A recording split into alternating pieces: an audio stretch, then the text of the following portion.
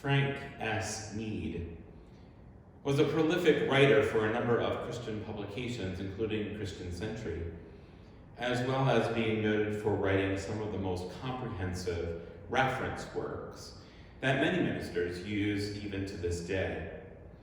He once wrote a story titled The VIP. In his story, the small town of Mayfair is excited over the anticipated arrival of a very rich and important stranger, whose name was Henry Bascom. Mr. Bascom was coming to spend Christmas in their small town, and all of the townspeople turned out to meet him at the airport. But he's nowhere to be found. Meanwhile, a quiet man slips by the people at the airport and heads into town. The townspeople set up vigil at the airport in case Mr. Bascom comes on a different flight than what was expected. But most of them head back to town. They encounter a new stranger in their town who is a quiet man. Does not appear to be a man of means or importance. He is ignored and mistreated by the insensitive people of Mayfair. They are all caught up in a Christmas frenzy of materialism and shallow pageantry. They don't have time to help this stranger in their midst. Finally, a poor old gentleman invites the stranger home for a meager dinner with his family. After dinner, the stranger returns to the airport, where those who had stayed at the airport in vigil for their important guest are taking down the sign welcoming Henry Bascom. One man remarks to another, "I can't believe we missed him. Perhaps he didn't come after all. Or perhaps he's already in town somewhere. I just can't believe we missed him. All I know is that we didn't see anyone come off any of the planes that could possibly be him." And the stranger, unnoticed by these two men, climbs into a new plane and leaves behind the town of Mayfair. You know, the town of Mayfair isn't really all that unique. It could happen anywhere, even among ourselves. It could easily happen during our own celebration of Christmas. We could get so wrapped up in the frenzy of materialism and shallow pageantry that we could miss the Christ altogether. Perhaps this year, though, we might be jarred into seeing things anew, celebrating in a different way, recognizing the real glory and the splendor of the message God gives all of us on Christmas. That is why on this last Sunday in Advent, we need to go right back to the heart of the Christmas story. When we do, we are struck by the utter simplicity of the Christmas message. Let's begin with an angel spoke. Long ago, in a remote corner of the earth, God broke into our world through the voice of an angel. The heart of the Christmas story begins with a young woman named Mary. As was the custom of her day, her parents made all the arrangements for her marriage. At the proper age, she would marry Joseph, the local carpenter. The negotiations were made between Mary's parents and Joseph's parents, with the couple really having absolutely no say in the matter. To truly understand this, think Fiddler on the Roof. Without the rebellious nature of Tevye's children who refused to marry the men he and Golda have picked for their daughters, and of course without all the song and dance. Tradition often makes Joseph a much older man, but the scriptures don't give us any indication that this is true. Since Nazareth was a small village, Mary probably knew Joseph pretty well. Certainly, if nothing else, She had seen him working in his carpenter shop. Mary and Joseph were betrothed to each other. Now, betrothal is a word that we don't use very much anymore. Instead, we use the word engagement. But in the days of Mary and Joseph, a betrothal was a bit more formal than an engagement. It was for a period of 1 year and was as binding as marriage. It was so official that during this year, if the groom died, the woman would be considered a widow. Well, one day, as Mary was daydreaming, perhaps about her upcoming marriage, she looked up and saw an angel standing before her. She was startled and frightened. Mary, never in a million years, dreamt of being visited by an angel. It had never happened to her before. In fact, this kind of thing hadn't happened in a very long time. God had pretty much become silent in those days. Maybe a little like today. I mean, seriously, how many of you think, oh, today perhaps an angel will come to me and give me some news? Greetings, favored one, the angel said to a frightened Mary. Favored one. Mary was just an ordinary girl. There was really nothing special about her. She didn't come from a wealthy family. She wasn't listed in the society pages of the Nazareth Times. No one outside of Nazareth had even ever heard of her. And more than likely, a lot of people right there in Nazareth hadn't heard of her either. She was just your average young girl. Mary was perplexed and confused at the angel's greetings. Gabriel, the angel, sensed Mary's fear and he tried to comfort her. Do not be afraid, Mary, for you have found favor with God. Mary didn't realize it at the time, but God had chosen her for a very special purpose. And now you will receive in your womb and bear a son, said Gabriel, and you will name him Jesus. Mary was mystified and bewildered. What could all this possibly mean? And yet, somehow, deep down in her spirit and soul, Mary understood and believed. Mary listened to the angel's words. He will be great, said Gabriel, and will be called the Son of the Most High.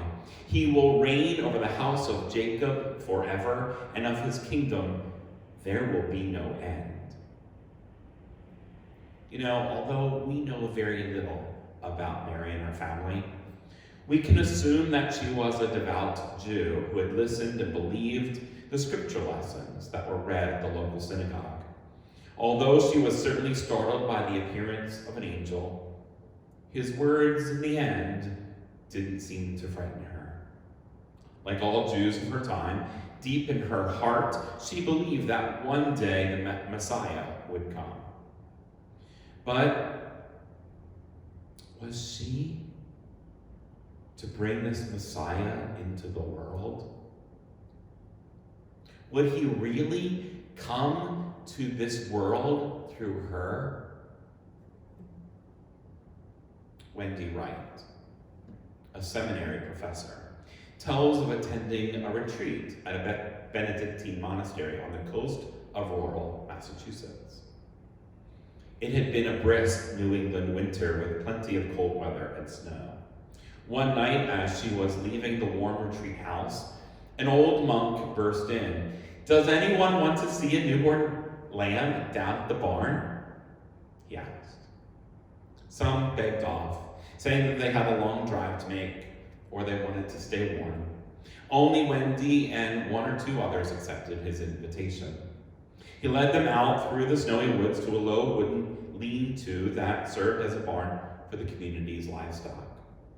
Once inside, it was as if they were in another world. There was one bare light bulb hanging from the rafters, sending uneven rays of illumination over a variety of small farm animals. The warmth of the makeshift barn came from the bodies and breaths of the animals themselves. And a strange feeling came over her.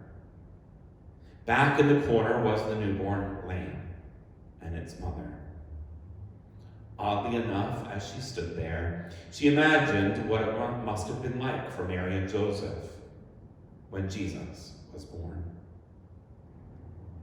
You know, mothers today have access to the privacy and hygienic conditions of a birthing room in a modern hospital, along with a staff of trained personnel. Mary, on the other hand, was a young woman far from home and family. Her birthing room hung heavy with the stench, the strong smell of animals. Mary would have no healthcare professional to assist her through her labor. In that setting, on a cold New England night, Wendy thought about Jesus' birth many years before. It was a vision, she said, that took my breath away. The angel's words probably took Mary's breath away too. She would bear a son, and he would rule over the house of Israel forever. And Mary's response was one of bewilderment. How can this be? She asked the divine messenger. Gabriel reminded her that her cousin Elizabeth, who was far past the childbearing age, was already 6 months pregnant. This was all God's doing, the angel told her, for nothing is impossible with God. And that was all it took for Mary to be convinced. She believed the angel's message. An angel spoke, and a young woman believed. And the world was changed forever. If you and I had been giving God advice on how to bring about change in the world 2,000 years ago, or if we could do it right now for today, we would surely have said the last thing the world needs is another new baby. Oh, sure. Babies are cute and adorable, and a baby certainly has a way of changing the lives of people in that baby's family. But to change the world? Really? No, give us a spectacular display in the heavens to prove God's existence and continued wonder and miracles in the world. Give us a few $1 trillion, fix the economic woes of the world, be able to feed all those that are hungry. Perhaps wipe away today's pandemic in a split second. These things might change the world. But give us another baby? That just doesn't sound like the brightest idea to me. There's an old story by Ruth Harmden titled, "Let Nothing You Dismay." In it, an absent-minded woman realizes with horror that she has switched 2 Christmas gifts and sent them to the wrong people. The thick woolen socks that she made for her poor friend Hilda have been sent to her granddaughter instead. The lovely lace and satin nightgown that she had bought for her granddaughter had been sent to Hilda. The older woman is mortified because her granddaughter is a bright accountant, just recently married, and woolen socks would seem so completely unnecessary and boring and plain to the young woman. And her friend Hilda, who was plain and poor and simple and unadorned, such a lovely nightgown would almost seem like a mockery of Hilda's plainness. but a few days after Christmas, the woman received 2 letters. The first is from her granddaughter, thanking her for the fashionable ski socks. And the second is from an ecstatically grateful Hilda. No one had ever thought to give her such a beautiful gift. Hilda writes that she puts on the nightgown and dances across her worn-out wooden floor. And for the first time in her life, she feels pretty. For her, it's the perfect gift. And God knew the perfect gift to give to us. God knew if you feed the hungry, it only solves the problem for a generation. God knew that a spectacular display in the heavens would have to be repeated over and over again for us to stay in awe. God probably knows that if the pandemic were to simply disappear in a split second, the world would become complacent again. Only the Word made flesh 2,000 years ago, today, as we celebrate it, could really point to God and the way to God. Only one who has walked where we walk could claim our loyalty. God broke into human history and gave us what the world needed most: love incarnate. Nothing is impossible with God.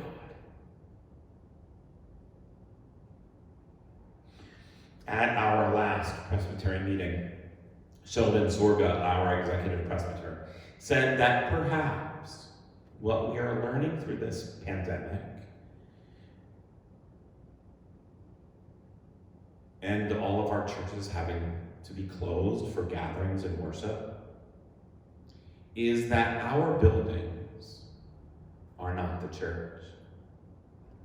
Perhaps we are learning that the church is not a place you go to,